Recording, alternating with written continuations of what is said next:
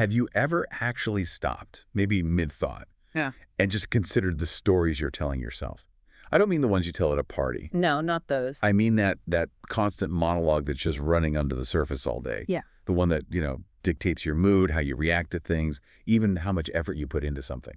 That internal narrative, that script is, you could argue it's the single most powerful force in our lives. And yet it's the one we almost never actually examine. Right. It doesn't just influence what you do, it literally shapes your idea of what's even possible for you. It becomes the hidden architecture for your entire life. And so often, when we're trying to grow, we just focus on the outside stuff, right? Yeah. The decisions, the actions, the deadlines. But today, we're going to turn that completely inward. We're going to dive into that hidden engine, that inner narrative, because that is where every single meaningful change has to start. And that's what this is all about. This is the Inner Shift podcast, and we're here to explore that journey of deep internal change. Our whole mission today is to unpack this really revolutionary idea that your personal narrative isn't fixed. It's not set in stone. Not at all. It is malleable. You can consciously edit it. You can rewrite it. You can upgrade it. We're exploring how you move from living by default, just following an old script, to living by design. Reclaiming your own mindset. Yes. Using your mindset as the primary tool for creating your life. And before we get into the mechanics of all that, we have to start with this one central truth. It's a quote that, it sounds a bit like a cliche until you really, really break it down. We have to begin with the Ford principle, Henry Ford. He said, whether you think you can or you think you can't, you're right. And when you look at that, we really look at it through the lens of psychology, of neuroscience, it stops being just inspirational. It becomes a blueprint for how we build our reality. It shows that the power of your belief, and it doesn't matter if it's based on objective truth or a complete falsehood, that belief is enough to shape your perception and dictate your outcomes. You're constructing your world in the image of what you believe. If you believe there's a boundary, you will act right up to that boundary and no further. But if you believe your capacity is, expansive, then your effort will rise to meet it. It naturally meets that higher potential. That quote just captures the essence of this deep internal programming perfectly. So let's unpack that word belief. Yeah. Because I think we often treat beliefs like, just casual opinions we can change easily. Yeah. But these sources we're looking at treat it as something much more fundamental. Much deeper. They call it the invisible architecture of your life. Essentially, it's the operating system, the software that's running everything. That software analogy is so critical because it gets at both the subtlety and the power of it. Your mind is this incredibly complex machine, right? And that code, that software, it interprets everything that comes in. Every success, every failure, every conversation. And it determines the output. Do you fight? Do you run? Do you approach? And it's invisible because we're just so busy running the commands, we never think to look at the code underneath. Exactly. But it's so powerful because every single choice you make is filtered through it. And the really subtle part is that the code gets installed so early, and then it just runs silently. It's like an old operating system you never thought to upgrade. The big realization for most people, as the sources say, is that most of us are still operating on a script we didn't write. And that moment of awareness that the rules you live by might be ancient or just obsolete, that's the first real step. And when you start digging into where that original script came from, you find it was rarely a conscious choice. They're adopted beliefs. Yeah. Passed down, absorbed. From when we're kids. From when we're infants, yeah. We're just taking in all this data, this feedback, and it all starts to coalesce into these foundational beliefs about ourselves, about our worth, our capability. So what does that sound like? What are some of those statements that form these scripts? Oh, they're all over the place. On the good side, you have messages like, you're so curious, or it's okay to make mistakes, that's how we learn. And those build resilience. Yeah. But just as often, if not more often, they're limiting. It could be direct, like you're always lazy, or you're bad with money, or they can be these bigger societal things. Well, people from our town don't get those kinds of jobs. Exactly. Or the world is a dangerous place, and it's not the one-off comment that does the damage. It's the repetition. It's the repetition. These phrases become your internal narrative. They repeat silently, subconsciously, thousands and thousands of times. And the longer that goes on, the more they stop feeling like opinions and start feeling like fundamental facts. They feel true. They achieve a status they never deserved. Which brings us to this really critical distinction, the functional difference between a belief and, an actual truth. Because Yeah. if you can pull those two apart, everything changes. This is the revolutionary part. An objective truth like gravity is unchangeable. But belief, the source material is emphatic about this. Belief is manufactured. It's not a feature of the universe. No, it's a structure we build. And it's defined by three key things. The first is belief is repetition.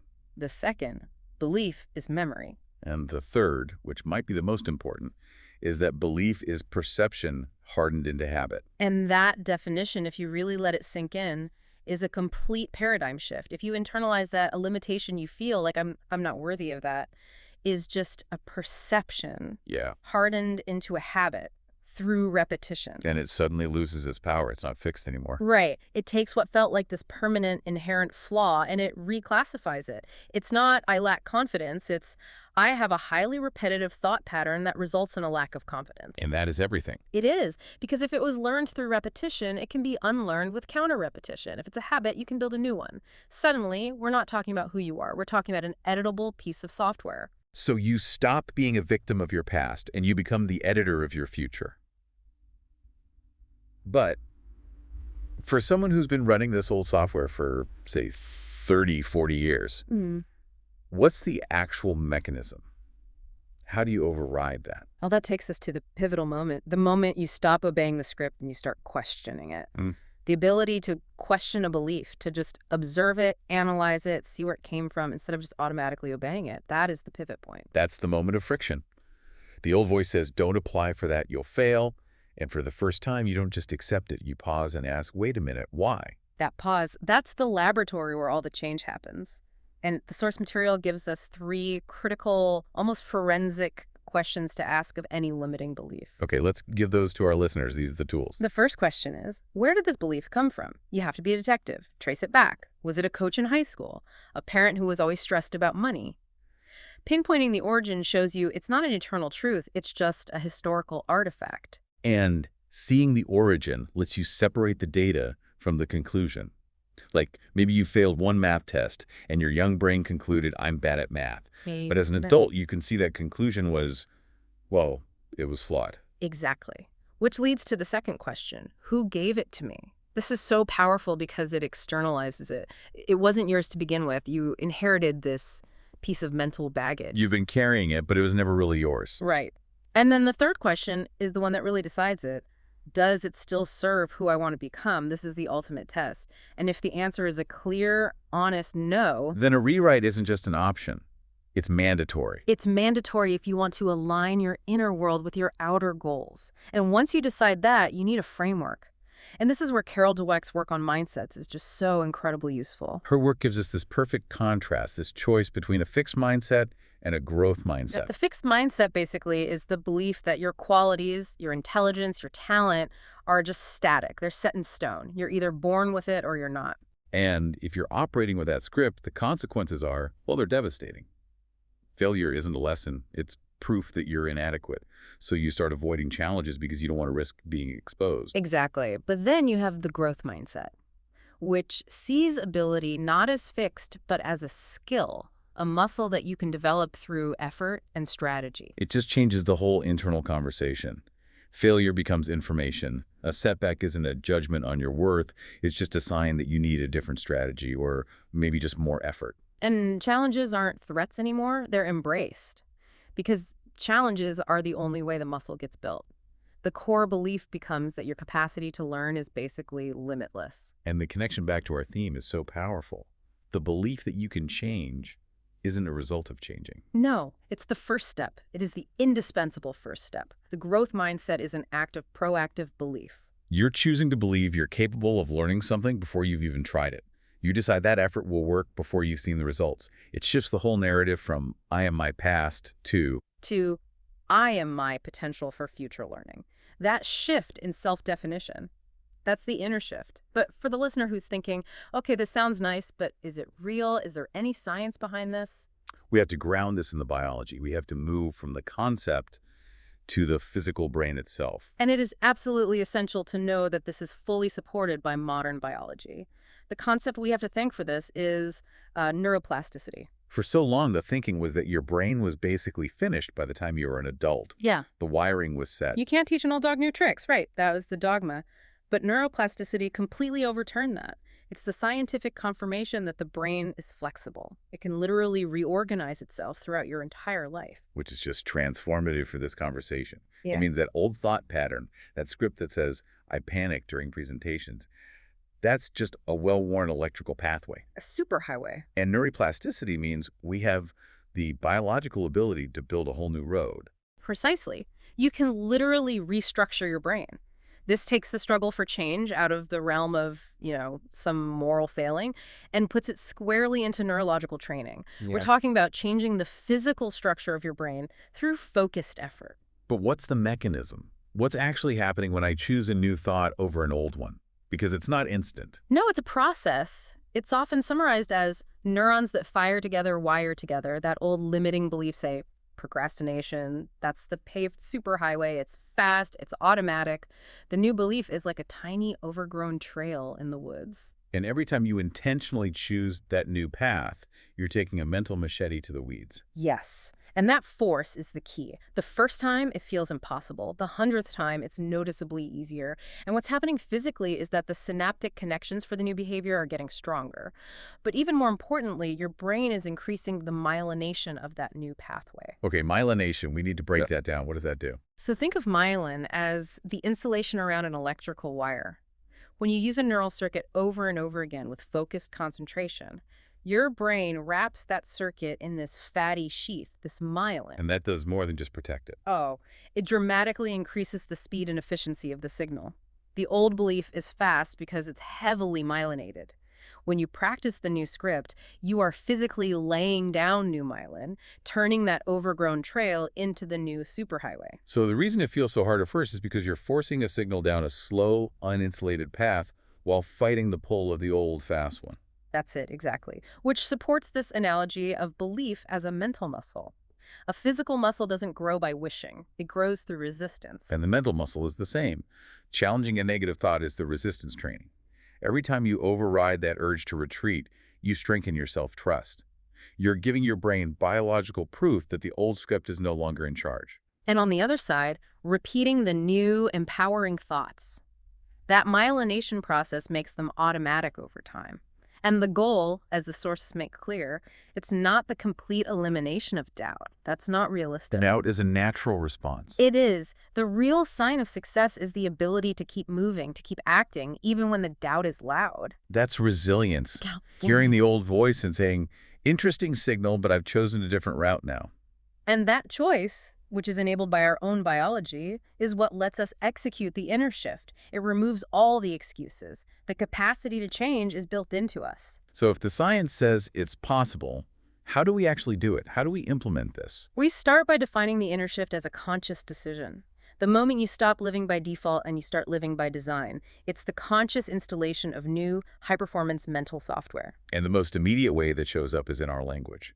Our internal language isn't just a description of reality, it's the command code. So we have to contrast the destructive language with the constructive. Let's look at a concrete example. The limiting phrase, the fixed mindset one, is usually a statement of identity, like, I'm not good enough to speak publicly. It's a declaration. It's a dead end. It tells the brain to just stop. Yeah. But the liberating phrase, the growth mindset one, it shifts the focus. It becomes, I'm still learning how to improve my speaking. Yes. One plants possibility. It accepts where you are now, but it immediately directs the brain toward learning and strategy. When you say, I'm not good enough, your brain looks for evidence to prove it. And it will find it. It will. But when you say, I'm learning how, your brain activates its problem-solving centers. One belief limits you, the other liberates you. And this brings us to what I think is the most counterintuitive, but also the most powerful insight in all of this. The idea that belief precedes proof. We are so conditioned to think the other way around. We think, once I succeed, then I'll believe I'm capable. But if you wait for the proof, for the successful business, the perfect presentation, before you believe in yourself, you'll probably never generate the effort and resilience needed to get the proof in the first place. You have to choose the belief first. You have to consciously assume the identity of the person you want to become before the evidence shows up. The belief is the engine that gets you through the failures that lead to the success. It's immutable. Belief comes first. Evidence follows. Okay, let me play devil's advocate for a second. For the listener who hears that and thinks it sounds a bit like wishful thinking, where's the line? I can't just believe I can fly and then jump off a building. That is the critical distinction. It's not about believing in magical outcomes that defy physics. It's about believing in your capacity for action and learning within reality. So the belief isn't, I will magically become a CEO. No, the belief is, I have the capacity to learn the skills and put in the effort required to become a CEO. The person who jumps off the building confused belief in an outcome with belief in a process. So the effect of belief is always tied to effort. It's tied to that growth mindset. It's just giving yourself permission to try. Yes, the belief grants permission for the action. If I don't believe I'm capable of training for a marathon, I will never even sign up. The belief has to come before the effort, which comes before the evidence. Which is why we see this pattern in people who achieve incredible things. Look at Michael Jordan, famously cut from his high school varsity team.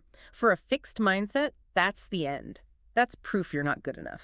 But his narrative was different. His belief wasn't, I'm already the best. It was, I have the capacity to become the best, and this rejection is just data telling me where I need to work harder. He had already chosen the identity he was going to grow into. Or someone like Oprah. Think about the limiting scripts she had to rewrite. Poverty, trauma, getting fired from her first news anchor job. Yeah. The external world told her she was too emotional, too unconventional. A fixed mindset would have internalized that firing as proof. But she chose a different narrative, a liberating one about her purpose. She took control of the editing process. She refused to let those external voices become her internal truth. She installed a belief about her own capability that was so strong, so reinforced by action, that it just overwhelmed the old scripts. And the takeaway for everyone listening is that this power isn't reserved for superstars. It is a biological and psychological mechanism that is available to you right now. All you have to do is activate it with one new sentence. I get to decide what I believe. That's it. That one decision is the activation code. It puts the power and the responsibility right back in your hands. So that's the inner shift defined. That one decisive sentence. I get to decide what I believe. That is the ultimate act of reclaiming your own agency. Yes, you're recognizing you're not just a stage for random thoughts. You're the director. You're the writer. But what does that look like day to day? Because, it's a marathon. That new narrative needs reinforcement to get that myelination we talked about. It's a continuous process built on two key actions. The first is interruption. You have to catch that old script. I'm too tired to start. This is too hard for me. And you just mentally pause it. Right. You stop the current from automatically flowing down that old superhighway. And you don't even need a perfect positive thought to replace it with right away. No, the interruption itself is the key. It just creates that little bit of space where you can consciously choose a different path. And the second action, reinforcement through behavior. Every time you act on the new belief, you reinforce it. If the new script is, I'm a person who is financially responsible, then the action is sitting down to do the budget, even when it's scary. You're creating a feedback loop. The action provides evidence for the belief, and the belief fuels more action. And over time, it moves from being this conscious, effortful thing To just being who you are. It becomes automatic, not because you fought a war with your old self, but because you simply practiced the new self into existence. and that friction you feel at the beginning, that intense effort, it just gradually fades. It does, because the new pathways are now the most efficient ones. You no longer have to pretend to be resilient, you just are resilient. Which brings us to the real purpose behind all of this. It's not about faking it till you make it or achieving some kind of perfect positive thinking state. No, absolutely not. It's about remembering your inherent capability. The confidence was never something you had to find outside yourself. It was already there, in your biology, just buried under layers of adopted limiting scripts. This is just the process of stripping those layers away. It's about giving yourself permission to begin without needing a perfect plan. Because waiting for the perfect plan is just the highest form of procrastination, isn't it? It's driven by that fixed mindset fear of failure. And it's not about becoming someone else entirely. It's about returning to the truth of who you already are. The capable, flexible, learning being that was just masked by an old script. That's the inner shift. That is how you reclaim your mind. That's how you begin to rewrite your life from the inside out. Wow, what an incredibly empowering way to look at our own potential. Realizing that our biggest limitations are often just, Well, just habits of thought that have been reinforced over time, not fundamental truths. Exactly. We've covered the architecture of belief, the science of neuroplasticity, the practical choice of a growth mindset.